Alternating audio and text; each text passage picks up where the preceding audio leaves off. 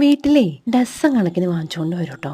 അതും ഇത്ര രുചിയുള്ളൊരു സാധനേ. കടയിൽ നിന്ന് വാങ്ങിച്ച പൂതിയൊക്കെ അഴിച്ചു മാറ്റി നല്ല വൃത്തിയായിട്ട് പാക്ക് ചെയ്യണം തുടങ്ങും. എന്നിട്ടൊരു പറച്ചിലും.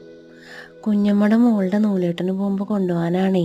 അത് കേൾക്കുമ്പോൾ തന്നെ നമ്മുടെ ചങ്ക് പൊട്ടും. മഞ്ഞ പൂശി ഇങ്ങോരെ കണ്ടിട്ടാണെങ്കിലോ ആക്രാന്തായിട്ട് പാടില്ല.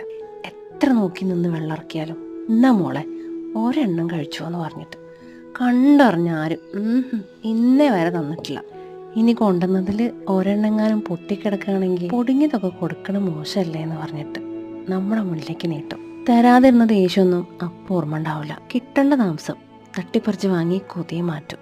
ഇനിയും ചോദിക്കരുത് കേട്ടോ എന്നൊരു താക്കീതും പിന്നാലെ വന്നോളും. കടലമാവ്, ബേക്കിംഗ് സോഡ, പഞ്ചസാര, ഏലക്കപ്പൊടി, മഞ്ഞൾപ്പൊടി, അണ്ടിപ്പരിപ്പ്, മുന്തിരി. ഇത്ര എളുപ്പത്തിൽ ഉണ്ടാക്കാമല്ലേ? എനിക്കറിയണ്ടായിരുന്നില്ല കേട്ടോ.